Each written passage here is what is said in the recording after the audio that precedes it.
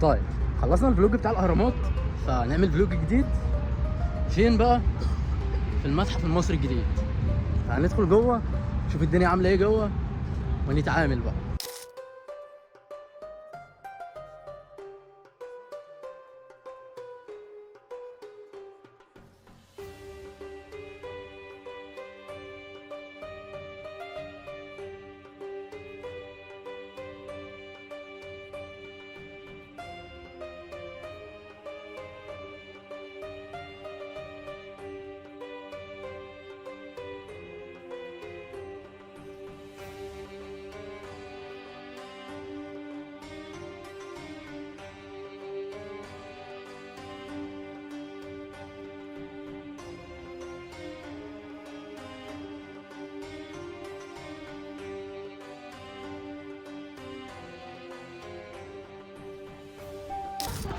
عدينا البوابه دلوقتي، احنا داخلين المتحف.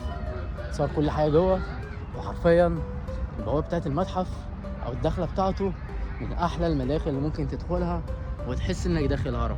بصينا هناك كده هنشوف كل حاجه، فاحنا هندخل جوه دلوقتي ونتعامل ونشوف كل حاجه جوه. وكمان في شويه عربيات الناس بتركبها زي كده زي ما احنا شايفين، فهندخل ونشوف كل حاجه. هتلاقي جوه مصريين، اجانب بكل انواعهم، تلاقي كل حاجه حرفيا. ف يلا بينا.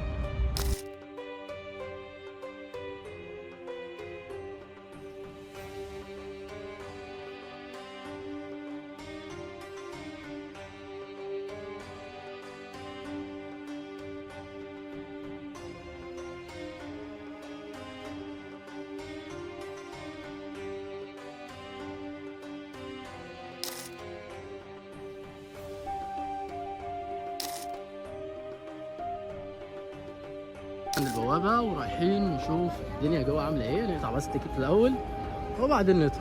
ده الدخول من هنا، يلا بينا نشوف الدنيا ماشية على ايه جوه.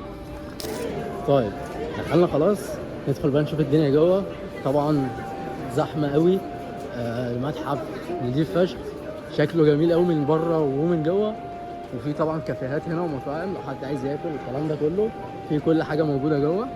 هندخل جوه ونشوف كل حاجة وهوريكم كل حاجة، عشان ما نطولش على بعض يلا بينا.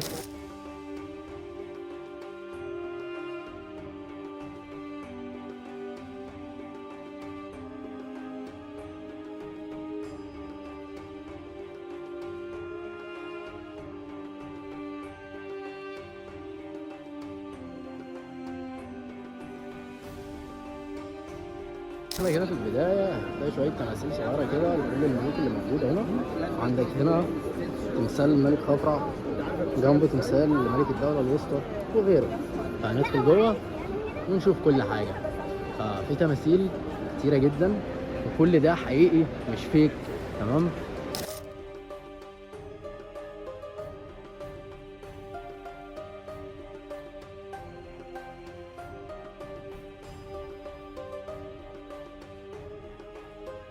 احنا تلات ارباع الحاجات ممنوع تقرب لها علشان بيقولوا حجارة قديمة وكده وممكن حاجة تبوظ الدنيا دي كلها.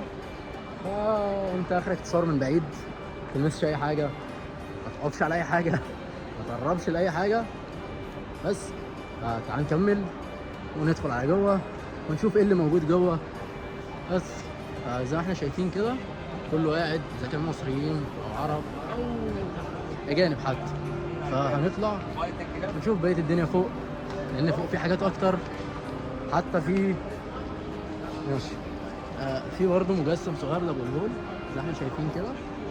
في حاجات تانية كتير تقدر تتفرج عليها، حاجات جميلة قوي قوي حرفيا زي ما احنا شايفين كده. تماثيل كتير كتير، تيجي تتفرج تاخد الصور وهنتصور وننزل الصور ده على الانستا.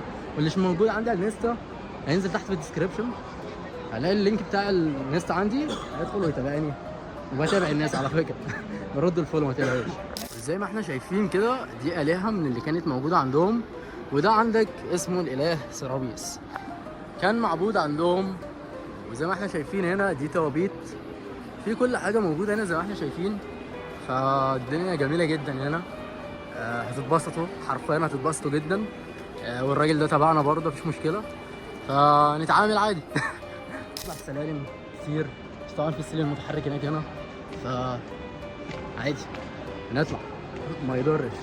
رياضه برضه يعني، جدودنا كانوا بيطلعوا الاهرامات، احنا مش هنقدر نطلع شويه سلالم؟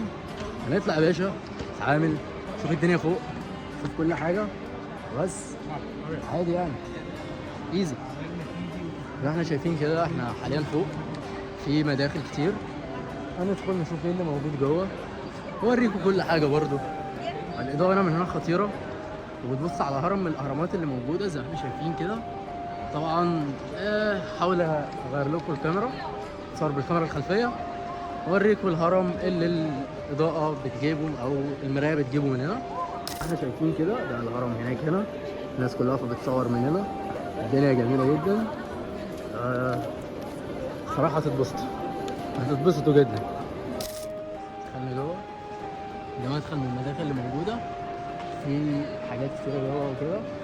هنا طبعا بيقول لك الرافورات بتاعتهم والملكيه والمجتمع وكل حاجه هنا، وفي هنا مرشد بيعرفهم كل حاجه موجوده هنا في المكان. وطبعا في اكزامبلز كتير، في هنا تماثيل وحاجات قديمه. هنشوف كل حاجه دلوقتي زي ما احنا شايفين كده. في حاجات كتيره جدا تقدر تتفرج عليها، زي مثلا دي ادوات ملكيه موجوده عندهم مثلا. في حاجات كتيره جدا موجوده في المكان ده.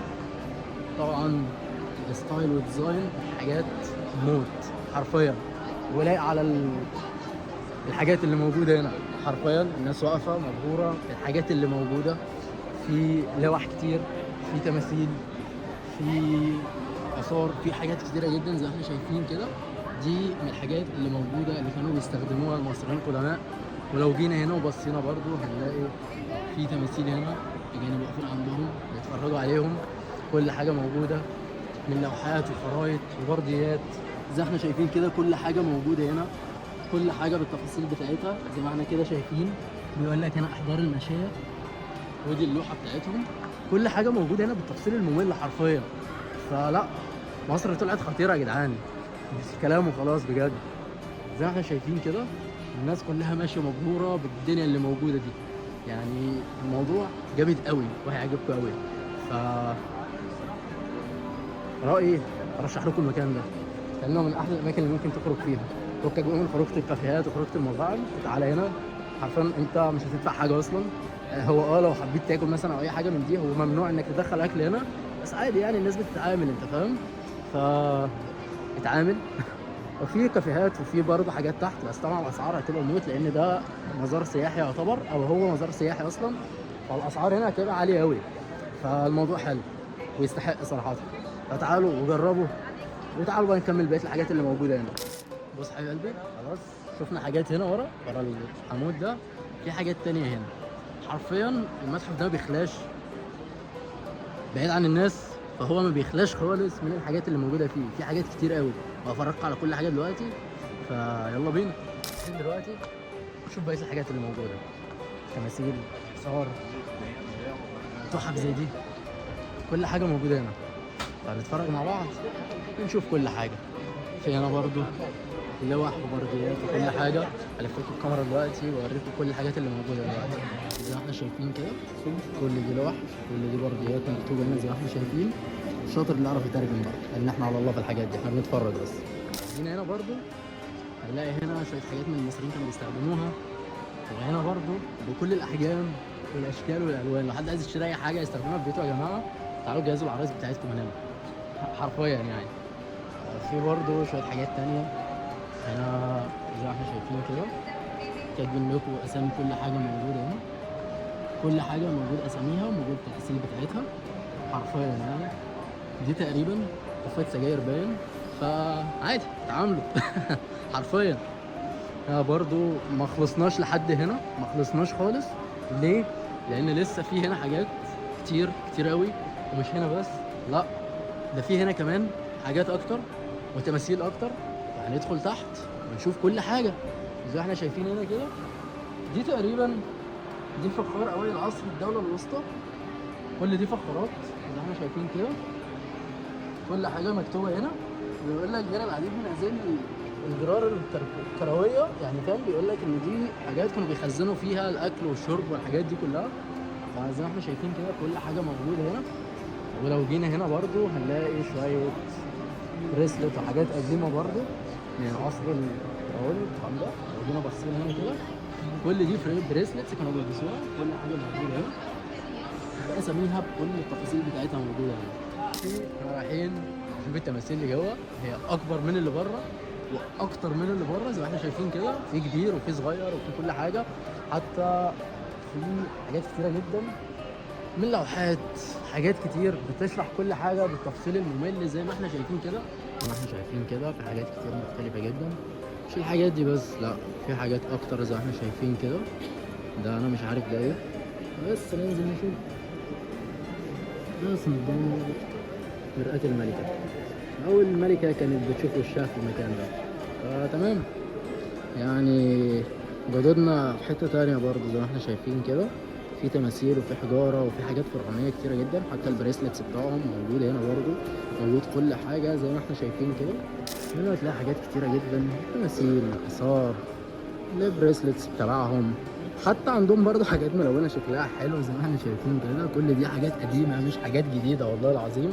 زي ما احنا شايفين كده مكحلة وأزياء، حاجات كتيرة جدا زي ما احنا شايفين كده. وده ستايل اللبس بتاعهم أو بتاع الكهنة بتاعهم. زي ما احنا شايفين كده في حاجات كتيرة جدا تقدر تشوفها. كل حاجة مكتوبة هنا بالتفصيل الممل حرفيا، مش سايبين أي حاجة غير لما شارحين عنها ومعرفينك كل التفاصيل. هنا كل حاجة موجودة في الأماكن دي زي ما احنا شايفين كده.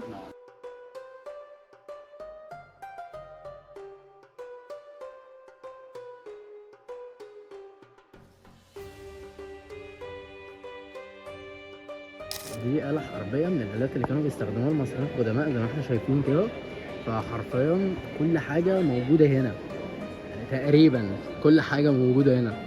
فحرفيا المتحف مليانة حاجات انت عمرك ما شفتها. لو جيت هنا انت هتنبهر حرفيا باللي المصريين كانوا بيعملوه وعملوه.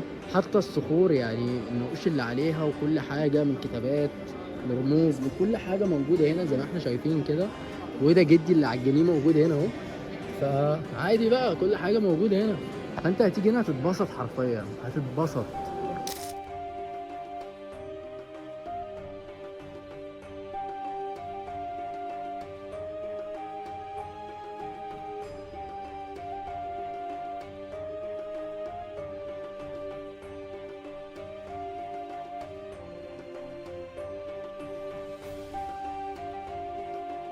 طيب دلوقتي احنا اتفرجنا على تقريبا كل اللي في المتحف، من آثار لتحف